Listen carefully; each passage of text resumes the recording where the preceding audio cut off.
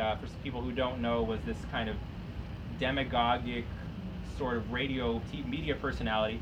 After he was killed by an animal rights activist in 2001 or 2002, then there was a shift where anti-fascists suddenly had to take free speech seriously as a public consideration. So, range of opinions. And since I'm in it, I'm just going to say a few things about freedom of speech. You'll excuse me because it's relevant. I think the biggest problem in how the media covers the question of free speech and anti-fascism is trying to see it through a classical liberal lens without recognizing that the politics of militant anti-fascists is revolutionary socialism of some variety or another. I mean, that's the issue at the outset. But related to that, I learned some interesting things while I was doing the research, because I asked every anti-fascist I spoke to what their take was on the issue, and I think all of the answers can be divided into two basic responses. The first response is that anti-fascism is not against freedom of speech, because if you look at the First Amendment, that's a governmental protection. Anti-fascists are not the government. They're not calling on the government to censor anyone, and they're really focusing on fascist organizing more than speech per se. So that's the sort of one train of thought that rejects the conflation of the two. The other train of thought that I got from about an equal number of people was no free speech for fascists, and stop, end of conversation, I'm moving on.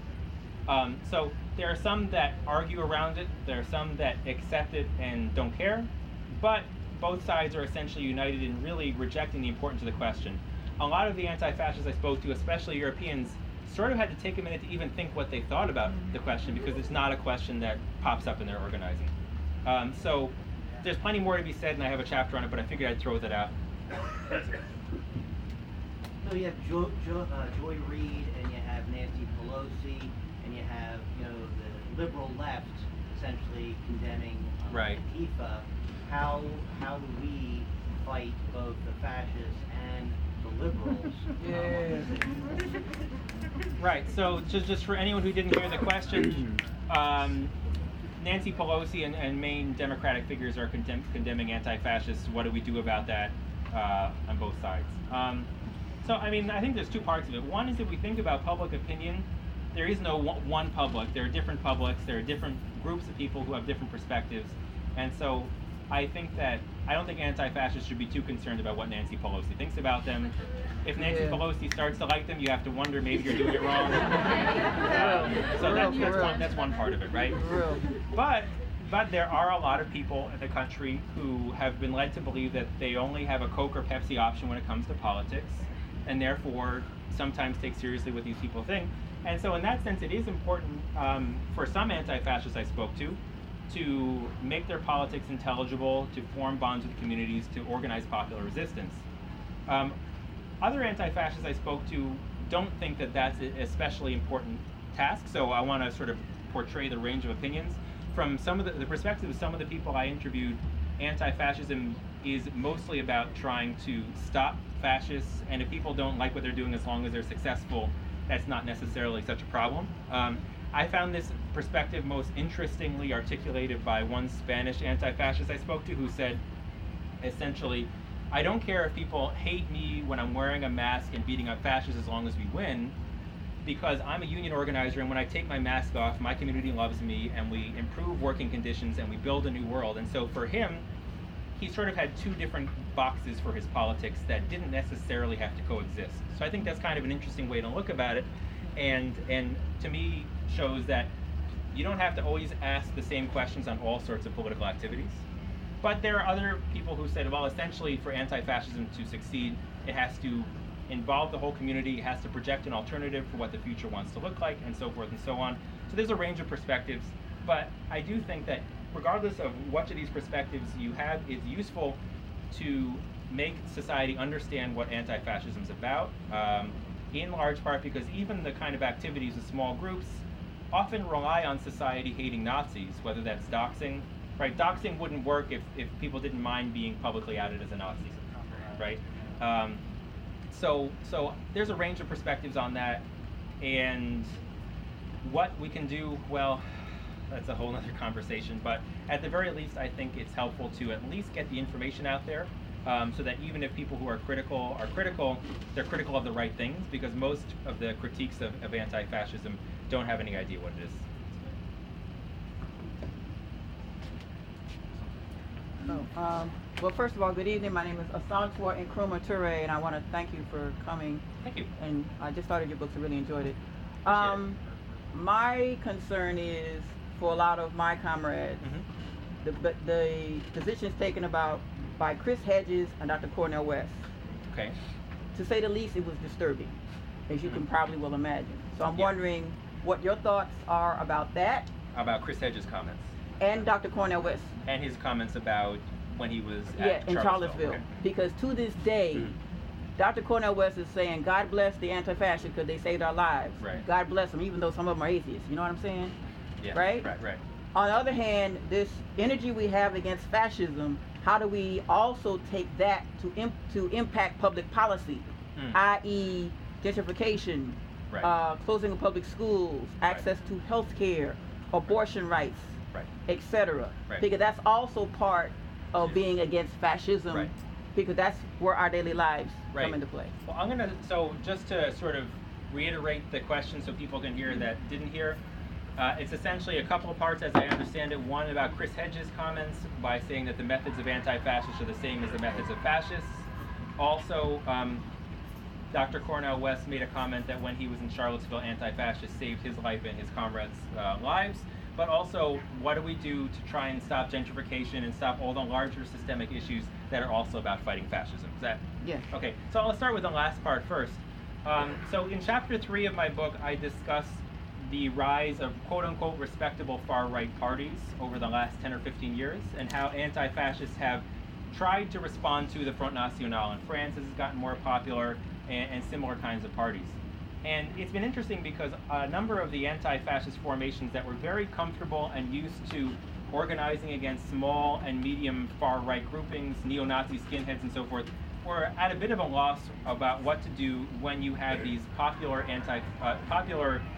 far-right parties that have officially distanced themselves from their skinhead origins, right?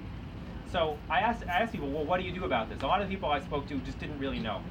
But I spoke to one member of the London anti-fascists, someone who went by the name of Jim, who said, well, you know, at a certain point, we just have to do our politics better than they do their politics, right? Now, that sounds very simple, but I mean, at a certain point, when you talk about structural racism, when you talk about mass incarceration, you talk about gentrification, you talk about how fascism grows out of economic crisis, both historically and more recently. At a certain point, you're talking about building a left alternative to capitalism and to the kinds of horrors that make people turn to fascism. So at a certain point, when you stretch it out, anti-fascism and just sort of revolutionary struggle broadly understood, I think at a certain point kind of coalesce, right? So when you think about the specifically militant Antifa tradition, a lot of people that I've spoken to liken it to a firefighting operation. So dealing with an immediate crisis of, okay, you have these explicit white supremacists who are violent, targeting people, and let's deal with that right now. But most of the anti-fascists I spoke to don't think that should be the lens for understanding all of resistance, all of politics, or even necessarily all of anti-fascism. So there were, from what I understand, debates, for example, in Germany in the 1990s, where there was one tendency in the anti-fascist movement who argued we can do all of politics through the lens of anti-fascism, and they called that revolutionary anti-fascism. And there was another tendency that argued anti-fascism should be seen as a form of self-defense, focusing on one specific problem, and then leave the rest of politics to the rest of politics. I'm more sympathetic to the latter, for what it's worth. And so I think that's where I start thinking about this question, is if we're talking about changing larger issues, Antifa is not necessarily the only part of that. In fact, it's probably a really tiny part of that. And so the book is about this one specific tendency of anti-fascism. Anti-fascism is this one specific part of the whole larger project of building a new world. And so I think at a certain point it's useful to kind of parse these things and not let it all conflate. So I think that in that sense, my answer is sort of a non-answer, which I hope you'll understand why. It's about building a new world, it's about struggling, it's about all of these movements doing what they do, and that's how you get there, in my humble opinion. Chris Hedges, talk about him. Oh, Chris Hedges, yeah. And Cornell West. All right, sorry, yeah, all right, Chris Hedges. So I actually was on a TV show with him the other day. What happened was. Bless your heart. I'm sorry. Right? You know, he was really anticlimactic. I thought he was going to yell at me, and he was just sort of, he just said corporate state a lot. I don't know. He made an effort to try and explain that he was not trying to conflate fascism and anti-fascism, but by having the title of his article saying that the methods of the two are the same, you're doing that. Exactly. You are. Exactly. And I read the whole article, but I don't really remember it because I was sort of stuck on that one point. And you know, the notion that, as George mentioned at the outset, that militant anti-fascist tactics are counterproductive is just not true. In the book, I have dozens of examples of them succeeding. Now, of course, historical change is never monocausal. There's always a lot of circumstances that go into why certain things work or don't work. But the notion that ignoring them does work, I haven't seen any good evidence on that.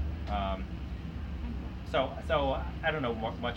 Check out the article. You can draw your own conclusions. Cornell West. I don't know much about his thoughts on anti-fascism other than the comments he made about Charlottesville, but he did point out that anti-fascists protected him and other members of the clergy who were under attack from neo-Nazis. And in my experience over the past month, his comments are maybe the most important comments supporting the anti-fascist position that have been made. And also, he signed on to the letter in support of me at my college when I was being denounced by the president. So he's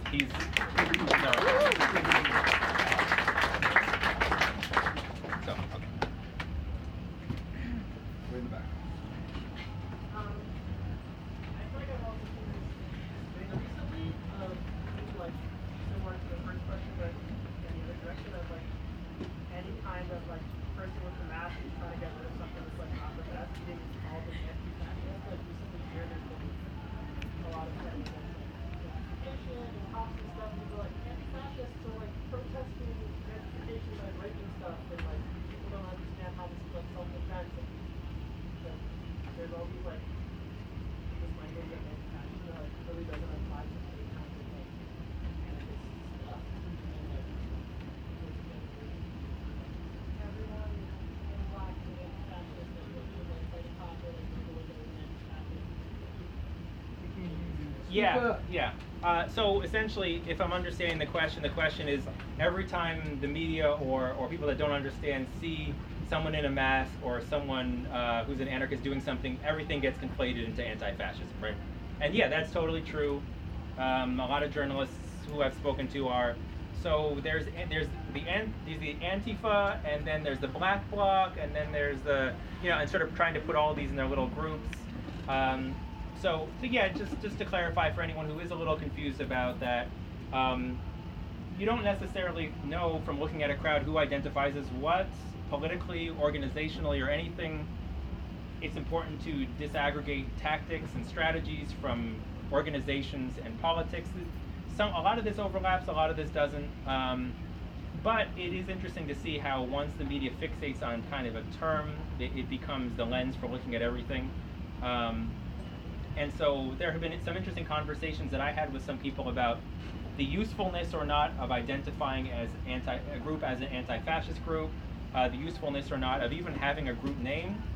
You know, so there's much to be said about that, but that is a media tendency that's happened. So. Yes.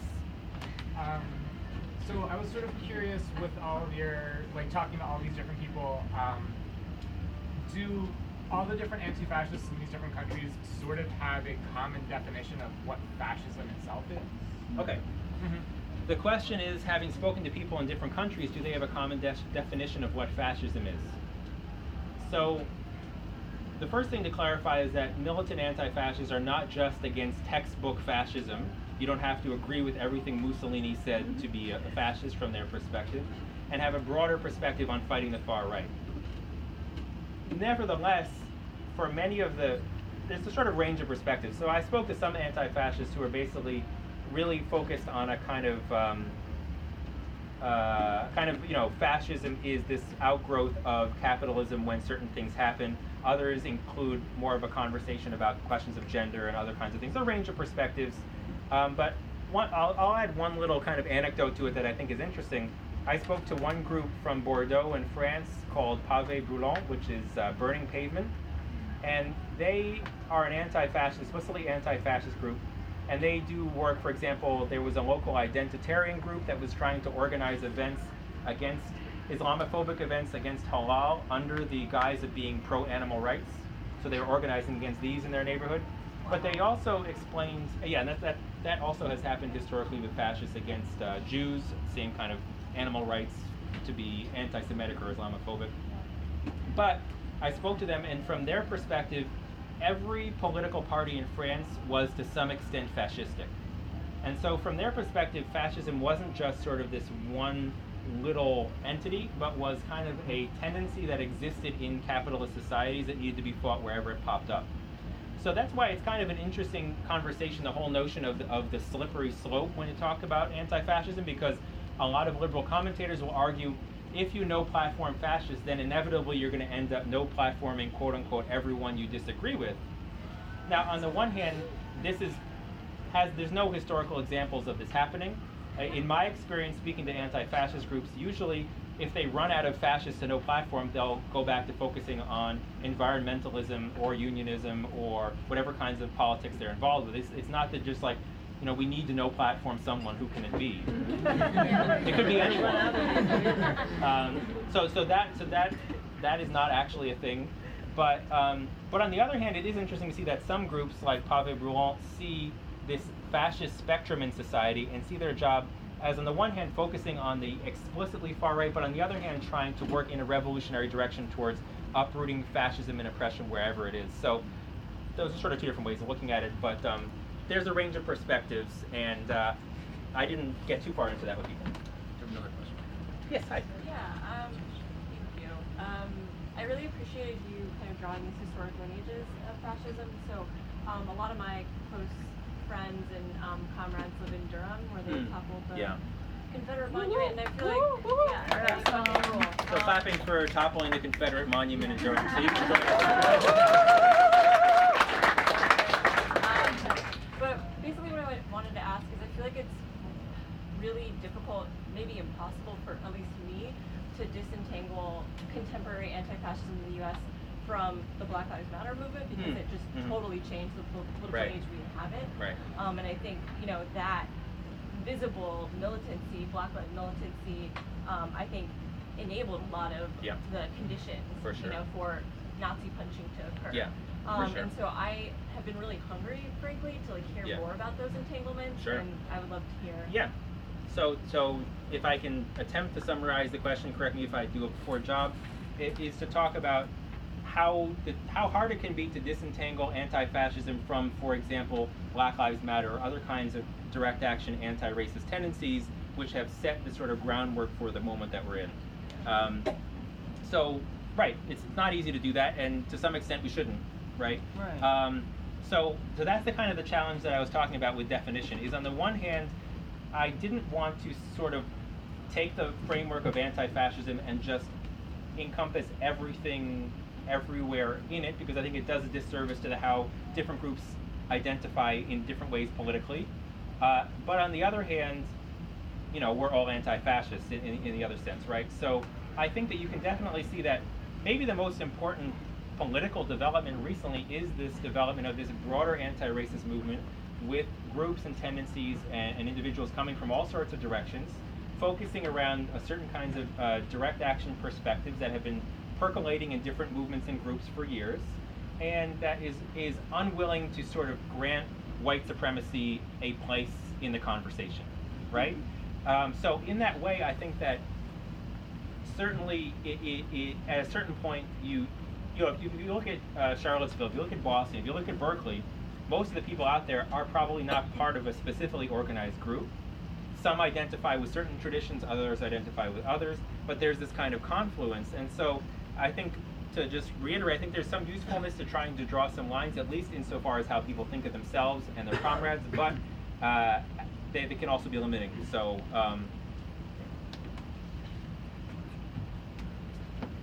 So I want to thank you, Mark, for writing the book. I'm a Thank you. member of the Campus Anti-Fascist Network. We wrote a defense letter for you. Yes, thank you. I noticed. Yeah, okay, so my question is this. It's actually kind of a two-part question. The first one is, when Gio is under attack from his own university, you're under attack from your own university. There's this idea that the universities can actually, silence faculty. Now, when people like Rachel Fulton Brown at University of Chicago writes for Breitbart and tries to basically slander other academics of color, there's not a peep out of Chicago, right? So I want to ask you to comment a little bit about that. But the second question is that anti-fascist organizing on the streets is one thing, but what do we do when Turning Point USA or Proud Boys or Identity Europa show up on campus under these respectable guises? Now, these are places where we can't ask students to put themselves in danger as faculty. We can't arm ourselves against them. And we can't also rely on university police. So, as faculty, we're struggling with this question of how do we defend ourselves, faculty, staff, and students, from the right when university police and administrators have not been necessarily all that welcome toward us. Right, that's a great question. Thank you. So I'll just dive into the last part of that question, which is what can faculty do when you have fascist activities on campus? And I agree that it's not the place of faculty to tell students how to organize against that. That's for them to decide and have those kinds of difficult conversations. But from a faculty perspective, especially if you look at the case of Auburn, when Auburn denied Richard Spencer but then was overturned by the courts, right? So then that's when you clearly reach the limit of what you can ask the university to do. But I think that's an interesting model or an interesting effort, which I'm sure you're familiar with, coming out of Berkeley, where a lot of the faculty there have signed a pledge to essentially not hold classes, to not show up to campus, to encourage students not to show up to campus, and in that way sort of go on strike.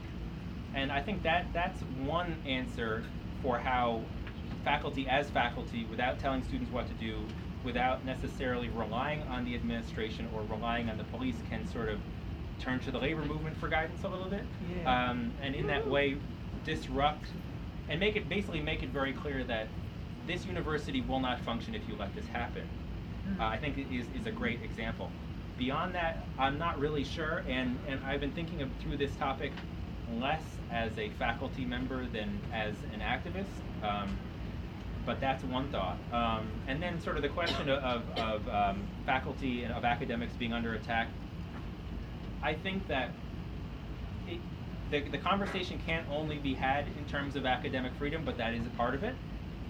I think it also has to be a conversation about how universities are not actually entirely value-neutral spaces. They present themselves as being diverse, as being inclusive, as having different kinds of centers for all sorts of different, women's and gender studies and Africana studies, and all of these changes came through generations of struggle and are political conquests, and have turned the university into, well, it was always been a political space, but to some extent a less fucked up political space. And so I think part of it has to be pushing the notion that schools are places for politics, and that white supremacist and Islamophobic and transphobic perspectives just will not be tolerated here. So in that way, it's a conversation about academic freedom, but also one about values and politics, and not shying away from being clear that while we want to have a wide, diverse conversation about all sorts of issues, if we really want that, we can't let people dehumanize our colleagues and close the conversation. So those are some thoughts about that. Got a couple questions. I'm not satisfied with how you're responding to what Antifa is versus other groups. Okay. And so I'm curious, there's a linear Cartesian way of looking at it based on the parts maybe, and then there's a nonlinear way of looking at it in terms of relationships and patterns. And I'd really like to get an idea how we differentiate between that and Black Bloc and BLM, and then how American ones different from European ones. Okay. All right, so there's a couple of questions. One is, I've been encouraged to do more to clarify exactly what anti-fascism is, and how is it different from Black Bloc, Black Lives Matter.